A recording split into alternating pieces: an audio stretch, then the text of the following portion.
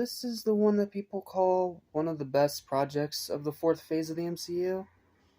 This is the one that people say is as great as some of the stuff in phase 3 and 2.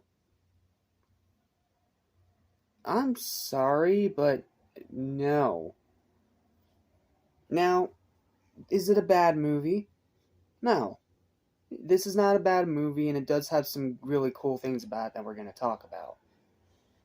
But a grand majority of it, unfortunately for me, was pretty boring.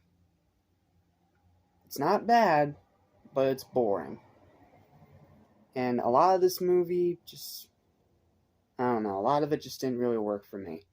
But if you're one of the people who love this movie, continue to love it, it's just not for me. And that's just how it is sometimes. But hey, it's leagues better than the piece of crap we have to talk about next time that nobody likes. So, without further ado or delay, let's talk about Shang-Chi. Yes, it's Shang-Chi, not Shang-Chi. Get it right. Shang-Chi and the Legend of the Ten Rings, and why it is average at best. What's up? What's happening? What's going on, everybody? Welcome back to my station, which is for anything and everything mainstream, including Marvel heroes uniting for the fate of the world, as well as TV movies on your host, as well with about a marvelous May.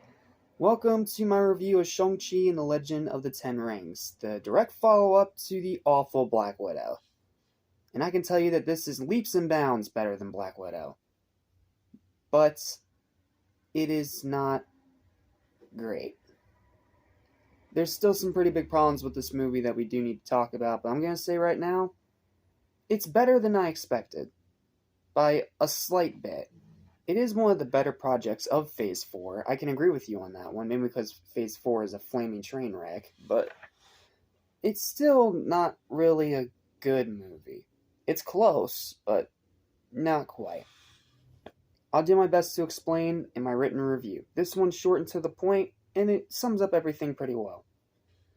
So, without further ado or delay, here's my review of Shang-Chi and the Legend of the Ten Rings. Enjoy. Yeah, pretty much exactly what I expected, maybe just a little better. Shang-Chi and the Legend of the Ten Rings is a perfectly average movie.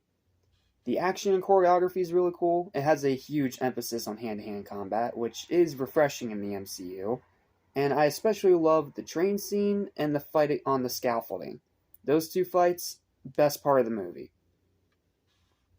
The pacing is consistent. It's a slow burn, but it's a consistent slow burn. It doesn't try to rush anything. Mandarin is much better. Like, this completely fixed all the problems that I have with Mandarin in Iron Man 3 and actually made him a decent villain. The Abomination vs. Wong fight was pretty funny, if a glorified cameo. It was a glorified cameo, but it was pretty funny. I do legit love that. That's the one Incredible Hulk-related thing in this entire MCU that's actually funny. Because it was treated as a joke, and it worked as a joke. Because Wong's a funny character, and Abomination, he himself is a joke at this point. So, yeah. That fight's pretty funny. It's brief, but it's supposed to be a joke, and I think it's one of the only times in the movie I actually laughed. So, yep, pretty funny. Simu Liu, apologies if I mispronounced your name, is pretty good as the title character. I do like this guy. He has good acting chops. I do buy him as the character, and it is clear that he is trying. Just wish he wasn't involved in that crap Barbie movie. Seriously, what were you thinking there, Simu? What were you thinking there? And I love its dubious amount of respect to Chinese culture, especially with over half of the movie being in Mandarin. A first for the MCU, where over half of the movie is not in English. Over half of it is subtitled like one of those old Chinese movies you see back in the day.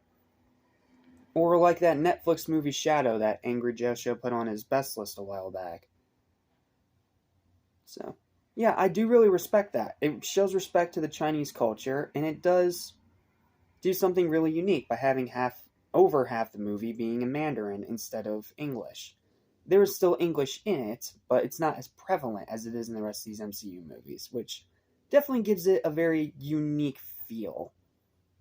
I don't know, it's hard to explain, but when you're watching a movie in a different language instead of English, it's a different experience. It's hard to explain, but if you know what I mean, you know what I mean. But here's where the problems come in. The story is a complete mess. Aquafina is ungodly annoying.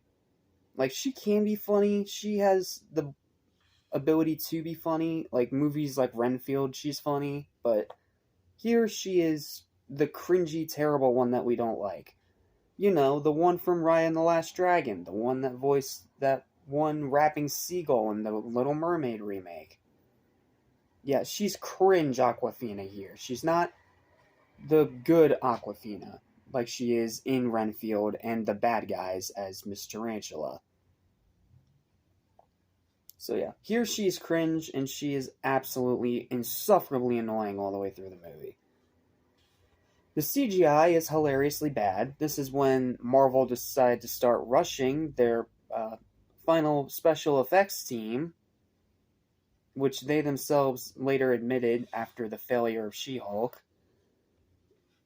Like, the CGI in this movie is hilariously bad. You can do much better in Adobe Flash. It's that bad. The script is cringe. So much of this movie's dialogue is just so run-of-the-mill and bland. And whenever they try to throw modern elements into this very traditional Chinese template story, it doesn't work. And it just comes off as, again, cringe. Not like funny cringe, like annoying eye-rolling cringe. The humor is lousy. That's mainly Aquafina's fault because, again, in this movie, she's just not funny. The final battle is boring, and it's mainly because the CGI is so bad. And rewatchability is all but non-existent. As much as I respect this movie for trying to do something different, I just can't see myself watching it again. I just can't. It's just okay. I appreciate the MCU for taking a swing at a completely different style of movie than their previous projects, but this one was a miss. It's better than Black Widow and most of Phase 4, but not by much. It's as average as a sidewalk on a summer's day. Those who watch Angry Video Game Nerd will get that reference. It's a one-and-done movie at best. Some call it great, some really like it.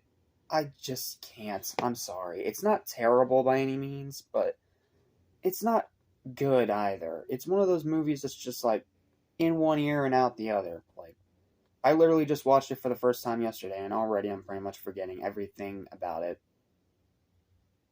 Aside from the whole half Mandarin thing. So, because that phone verdict for the movie is a 5 out of 10, it's a shame. I want to like this one more, but I just can't. I just can't bring myself to like this one more. It just has too many problems. Oh, and that post-credits scene sucks too. Like, that thing, one of the most pointless, stupid post-credits scenes I have ever seen. It sucks. It's, like, that end credits scene sucks. Garbage. Don't need to stay for that.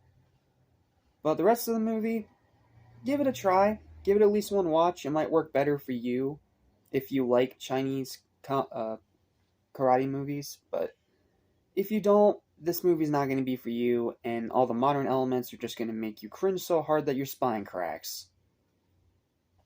So, it's fine, but I've seen much better. But it's way better than what we have to talk about next, because next time we have to talk about a bona fide pile of absolute dog shit that no one likes. See you next time for Eternals. Decided for what comes up ahead.